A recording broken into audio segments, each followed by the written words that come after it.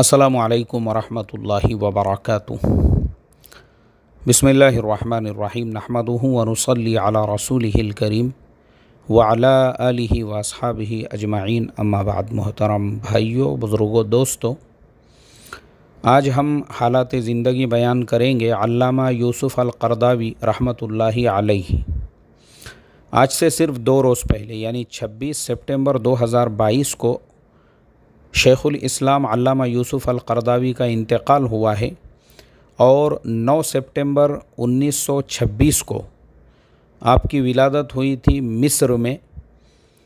यानी इस तरह से अगर हम इस्लामिक तारीख़ के एतबार से देखेंगे तो अल्लाह ने आपको 97 साल की उम्र अता फ़रमाई थी। आपने अपने तालीम की इब्तिदा ख़ुद अपने मुल्क यानी मिस्र से ही की। 9 साल की उम्र में हाफिज़ कुरान बने।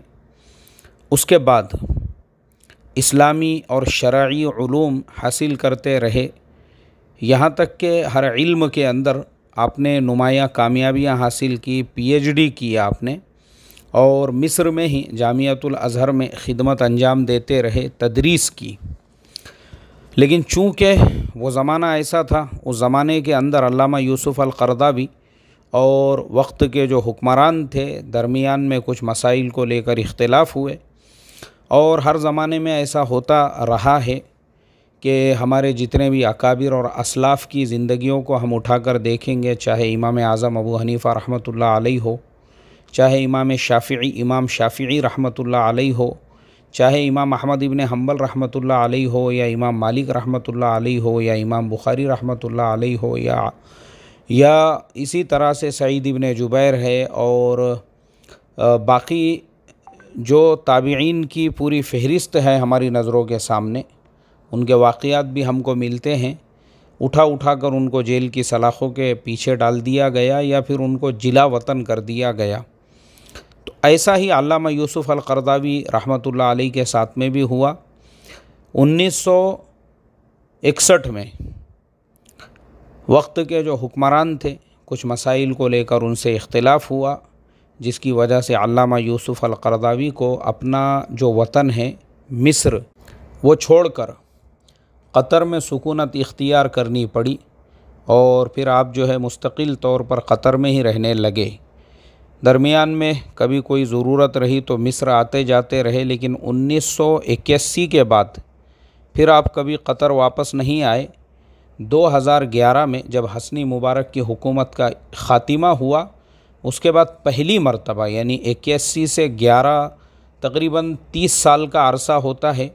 उसके बाद में हज़रत अल्लामा यूसुफ़ अल-क़रदावी रहमतुल्लाह अलैहि ने अपने वतन में कदम रखा और काहिरा शहर का जो तहरीर स्क्वायर है, तहरीर स्क्वायर यानी एक ऐसी इनकलाबी जगह है काहिरा शहर की।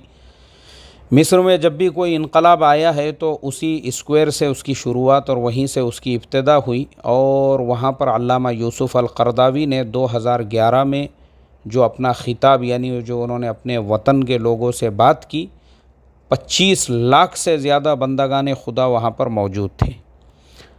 उस इज्तिमा के अंदर 25 लाख लोगों ने शिरकत की और अल्लामा यूसुफ़ अल-क़रदावी ने उन लोगों के सामने हस्नी मुबारक हुकूमत के ख़ातिमे के बाद पहली मरतबा जो स्पीच दी। तो इस तरीक़े से अल्लामा यूसुफ़ अल-क़रदावी रहमतुल्लाह अलैहि वो 30 साल के बाद में पहली मरतबा अपने वतन पहुँचे थे और फिर उसके बाद वापस दोबारा क़तर आ गए। और क़तर आने के बाद फिर सऊदी गवर्नमेंट ने और यूनाइटेड अरब अमीरात ने और कुछ हुकूमतों ने अल्लामा यूसुफ़ अल-क़रदावी की बहुत सारी किताबों पर पाबंदियाँ लगा दी और उनका नाम बड़े अफसोस के साथ मुझे कहना पड़ रहा है कि दहशतगर्दों की लिस्ट में उन्होंने डाल दिया और उनके ख़यालात से, उनकी तकरीरों से, उनकी तहरीरों से लोगों को मना किया गया। इसी तरह से अल्लामा यूसुफ़ अल-क़रदावी रहमतुल्लाह अलैहि जो थे वो अपने वक्त के इतने बड़े आलिम दीन होने के बावजूद, यानी उनको शेखुल इस्लाम तो उनके नाम के शुरू में था ही, उसके अलावा मुझे याद है अच्छी तरह से, मैंने चंद साल पहले, मुझे सन याद नहीं है लेकिन अभी चंद साल पहले की रमज़ान का ही महीना था और उस दरमियान में इनकलाब पेपर के फ्रंट पेज की जो सबसे बड़ी न्यूज़ थी वो ये कि अल्लामा यूसुफ़ अल-क़रदावी को इस वक्त आलम इस्लाम का सबसे बड़ा आलिम होने का एज़ाज़ दिया गया। यानी आलम इस्लाम में पूरे आलम के अंदर अल्लामा यूसुफ़ अल-क़रज़ावी इस वक्त के सबसे बड़े आलिम दीन हैं। ये चंद साल पहले की ख़बर थी। अल्लामा यूसुफ़ अल-क़रज़ावी अपने वक्त के इतने बड़े आलिम दीन होने के बावजूद हमारे मुल्क भारत के कुछ उलामा ऐसे थे जिनसे अल्लामा यूसुफ़ अल-क़रज़ावी का खुसूसी ताल्लुक़ था। ख़ास तौर पे हज़रत मौलाना सैयद अबुल हसन अली मियाँ नदवी रहमतुल्लाह अलैह की जो किताब है मादा खसीर अल आलम बिइन्हितातिल मुस्लिमीन, अल्लामा यूसुफ़ अल-क़रज़ावी ने अपनी कई किताबों में, अपनी कई तहरीरों में उसका तज़किरा किया है। इसी तरह से हज़रत मौलाना मौदूदी साहब रहमतुल्लाह अलैह को अल्लामा यूसुफ़ अल-क़रज़ावी अपना उस्ताद और अपना शेख मानते थे। जहाँ कहीं पर भी उन्होंने मौलाना मौदूदी साहब रहमतुल्लाह अलैह का तज़किरा किया है, साथ में उन्होंने ये भी लिखा है शेख मौदूदी। जब भी उनका नाम लिखा है शेख मौदूदी, तो अल्लामा यूसुफ़ अल-क़रज़ावी रहमतुल्लाह अलैह वो मौलाना मौदूदी साहब रहमतुल्लाह अलैह को इतना बड़ा वक्त का अल्लामा मानते थे, अपना उस्ताद मानते थे, अपना शेख मानते थे। और उसकी वजह यह है कि हज़रत मौलाना मौदूदी साहब रहमतुल्लाह अलैह की तहरीर में जो इनकलाब था और उनकी तहरीरें पढ़ कर उस ज़माने के अंदर लोगों को जो जिला मिला था, और इसी तरह से मौलाना मौदूदी साहब रहमतुल्लाह अलैह उस वक्त के, यानी जिस वक्त उनका इंतकाल हुआ, पूरी दुनिया के अंदर वो ख़ुद अपना एक ऐसा मकाम रखते थे कि शाह फैसल अवार्ड की जब शुरुआत हुई तो सबसे पहला जो शाह फैसल अवार्ड है वो हज़रत मौलाना मौदूदी साहब रहमतुल्लाह अलैह को ही दिया गया था। वो एज़ाज़ उनको दिया गया। यानी इससे हम अंदाज़ा लगा सकते हैं सबसे पहला शाह फैसल एवार्ड वो हज़रत मौलाना मौदूदी साहब रहमतुल्लाह अलैह को दिया गया।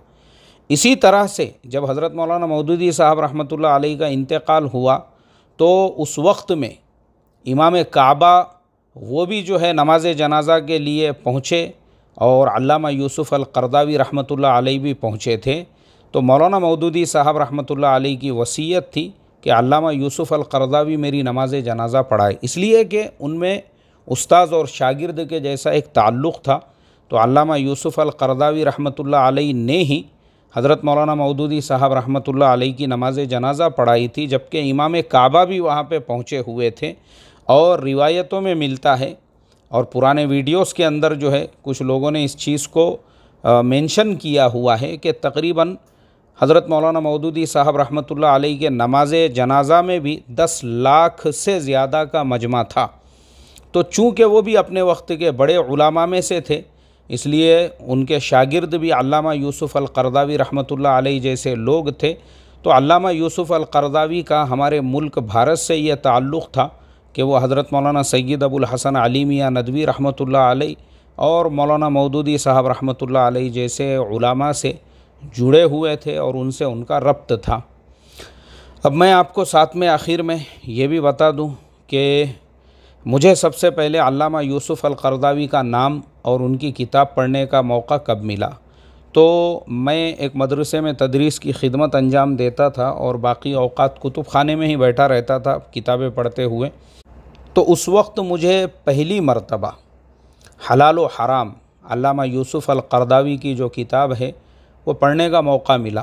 तो मैं अभी आपको क्या बोलूँ, मेरे उस वक्त के जज्बात, वो किताब पढ़ने के बाद मैं हिल गया मैं पूरी तरह से। यानी उसके अंदर जिस तरह से अल्लामा यूसुफ़ अल-क़रज़ावी ने शरीयत के जो बेसिक और बुनियादी मसाइल है, यानी जो बोल्ड अंदाज़ उन्होंने उसके अंदर इख्तियार किया हुआ है, वो वाकई में भी काबिल तारीफ़ है। मैं बस वो एक किताब पढ़ के ही उनका दीवाना हो गया। मैंने कहा कि यार वाकई में भी ये किताब जो है ना पढ़ने की नहीं है बल्कि ये तो पीने की किताब है।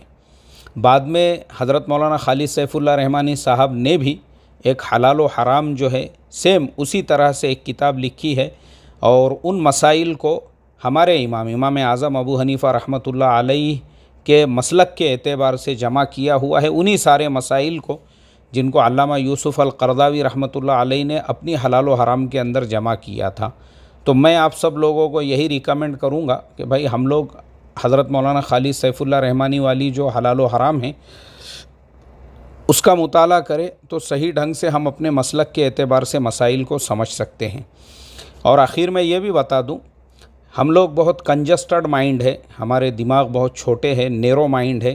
तो अक्सर क्या होता है कि हम लोग जब हज़रत मौलाना मौदूदी साहब रहमतुल्लाह अलैह का नाम हमारे मसलक के उलामा की ज़ुबानी इतने पूरे जो है ना उसाते क़ल्बी के साथ सुनते हैं, फ़ौरन हमारे पास में, क्योंकि फ़तवे जो है वो तो एकदम ऐसा बारिश के क़तरों की तरह से बरसते रहते हैं कि भाई ये तो मौदूदी बन गया, ये तो ये बन गया, ये तो वो बन गया। तो ये सब बातें मैं मेरे बचपन से सुनते आ रहा हूँ। बचपन में भी बहुत सारे लोग मना करते थे हमको, ये जैसे मैंने हलाल व हराम कहा है अल्लामा यूसुफ़ अल-क़रज़ावी की, जब मैं वो पढ़ रहा था तब भी मुझे कई लोगों ने टोका और कहा कि तुम गुमराह हो जाओगे ये किताबें अगर पढ़ोगे। बचपन से ये सुनते थे मौलाना मौदूदी साहब की किताबें मत पढ़ो वरना गुमराह हो जाओगे। मैंने हज़रत मौलाना मौदूदी साहब रहमतुल्लाह अलैह की तफ़हीमुल कुरान पूरी पढ़ा हूँ। उसके अलावा उनकी खुतबात मेरे पास में हैं, अक्सर मैं पढ़ते रहता हूँ। इसी तरह से जो है तफ़हीमुल हदीस जो उनकी किताब है, ये सारी किताबें मैंने पढ़ा हूँ। लेकिन उसके बावजूद भी मैं आप सब लोगों को बता दूँ, अल्हम्दुलिल्लाह आज भी मैं तबलीगी हूँ। आज भी मैं 4 महीने अल्लाह के रास्ते में लगाता हूँ। आज भी मैं 3 दिन लगाता हूँ। आज भी मैंने मेरा काम छोड़ा नहीं हूँ। और हज़रत मौलाना मौदूदी साहब रहमतुल्लाह अलैह की जो अज़मत, जो इज़्ज़त, जो मोहब्बत दिल में होना चाहिए था उनके इल्मी कारनामों की वजह से, उसमें भी रत्ती बराबर की कमी नहीं है। तो ये जो हमारा मिजाज है, बस ये भी मैं साथ में दुआ करूँगा अल्लाह हमको भी जल्दी से जल्दी बालिग़ बना दे, ताकि हमारी नज़रों के अंदर भी उसात पैदा हो और हम जो है वसीउन नज़र बनकर दुनिया को देखने और सोचने वाले बने। और फिर आखिर में अल्लामा यूसुफ़ अल-क़रज़ावी रहमतुल्लाह अलैह के लिए हम दुआ भी करेंगे। आप तमाम लोगों से दरख्वास्त भी करेंगे कि सब उनके लिए ये दुआ करें, अल्लाह तबारक व तआला उनके दराजात को बुलंद फ़रमाएँ, उनको जन्नतुल फ़िरदौस में जगह अता फ़रमाएँ और अल्लाह तबारक व तआला उनके शागिर्दों को, उनके अहल व अयाल को, दुनिया में करोड़ों की तादाद में उनके शागिर्द है, अल्लाह ताला तमाम को सब्र जमील अता फ़रमाएँ। अस्सलामु अलैकुम व रहमतुल्लाहि व बरकातुहू।